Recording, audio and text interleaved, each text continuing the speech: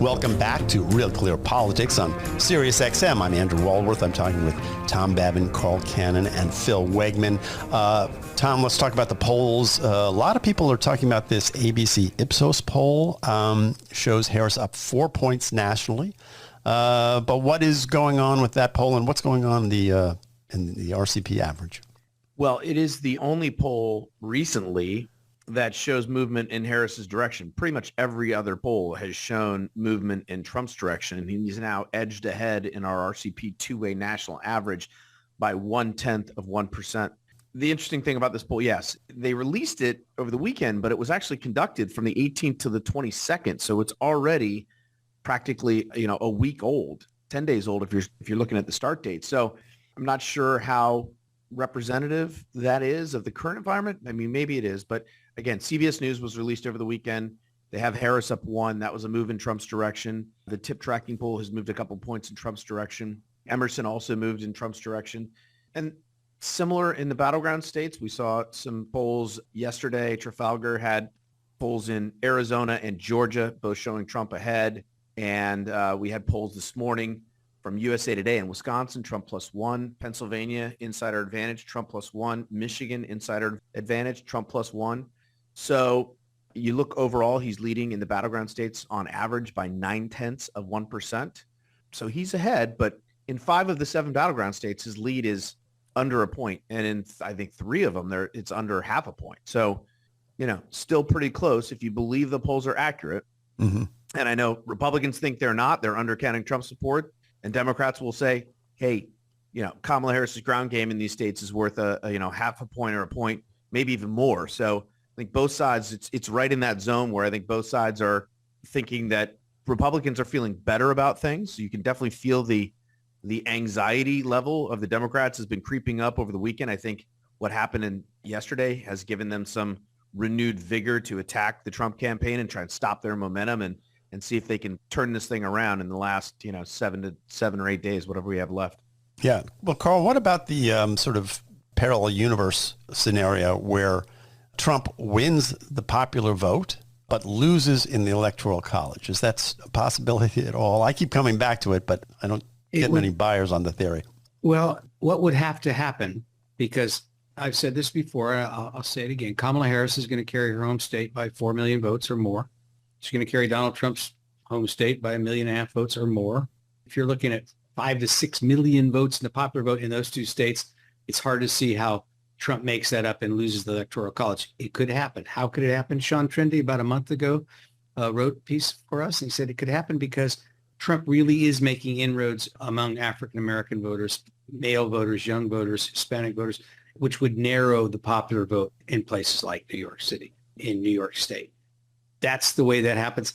I don't see it. My own view is, and I'll say this, people make predictions. I learn not to make them, but if Donald Trump wins the popular vote or even comes close to winning it, I think some of these other states that we haven't been talking about will vote for Trump. And the obvious ones to me are New Hampshire, New Mexico, maybe Minnesota, because a popular vote win by this guy, it just seems like, and Tom can weigh in here, an Electoral College landslide in that case. Phil, what do you think?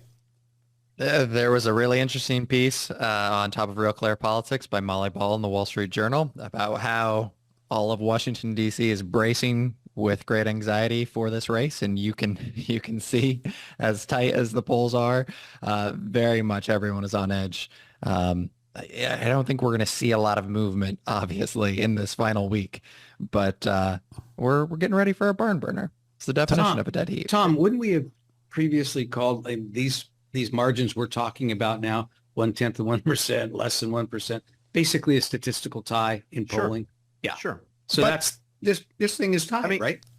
It's basically look, again, are the polls accurate? Are they undercounting Trump again? Look, I put Molly Ball's piece at the top because of the site this morning, because I think it does capture this level. We get to this point, it builds and builds and builds. And when you have an electorate that's as divided as it is and has been, I will also say, there are 4 possible outcomes here, right? One is that Trump's ahead in the polls and he wins. That would be, I think, for most people, they'd say, okay, I get that. Another outcome would be Harris is ahead in the polls and she wins. I think Trump's there'd be some folks in Trump world who'd say, well, the polls were whatever, she didn't really win, whatever. But if she's ahead in the polls, she wins, fine. Another option is Harris is ahead in the polls and Trump wins. Okay. Polls undercounted Trump in 2016, undercounted him again in 2020. I think a lot of people would look at that and say it happened again. Harris was barely ahead in the polls. They undercounted Trump support. He wins. Okay, I get it. The last scenario is the one where the doomsday scenario is the doomsday scenario, which is Trump's ahead in the polls and Harris wins. And I think that would induce I think that would be a shit show. I think you'd have a lot of Republicans, a vast majority of Trump supporters who would say, there's no way that happened. There's no way Trump was ahead in the polls after being undercounted in 2016, undercounted in 2020. He's ahead in the polls this time, and she wins. I think that would be a really tough scenario where you would even have potentially, Republican states and legislatures that would just say, we don't accept the results. That is not legitimate. Wow, and that could be a real constitutional crisis type moment. But it'd be like 3,000 people marching on the U.S. Capitol demanding to hang the vice president, that kind of crisis. Might be like that or worse. Yeah. But what about 2022? I mean, people were predicting a big red wave there, and the polls seemed to be pointing to that. Everyone was, was dancing in the streets, and or the Republicans were at least, and the red wave didn't materialize. Well, and we've had Trump wasn't on the ballot.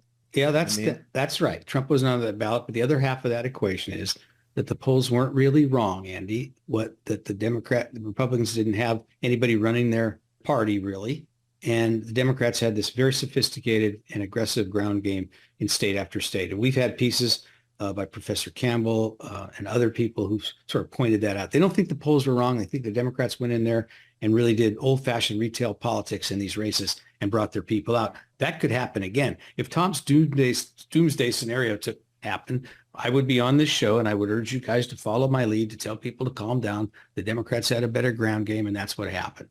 Yeah, Phil, not sure I'd be listened to. But. Yeah, but might it not come down to the ground game, because there is this parlor game. How many points is the Democratic ground game worth this time around? Is it 1 point? Is it 2 points? Is it 0 points? Because that could make the difference in these swing states that are so tight, right? As we tiptoe around Armageddon, we return to Washington, D.C.'s favorite parlor game, which is it's all got to come down to turnout. And yeah, it's really simple. You have to get voters to the polls to pull the lever. I think what's different this time, and a metric which is imperfect but helpful, is early voting. What I've seen time and time again, anecdotally, and then we also see this in some of the data coming out of these swing states like Nevada and North Carolina, is that Republicans are eager to mail in their ballots this time around. They've learned to love the mail-in ballot, and I think that gives an indication of enthusiasm and also gives an indication of a more sophisticated Republican get out the vote effort. Certainly, they're not as good as Democrats. You can look at the points on the board during the midterm, but I don't see it as much of a clear advantage for Democrats as it was in previous races.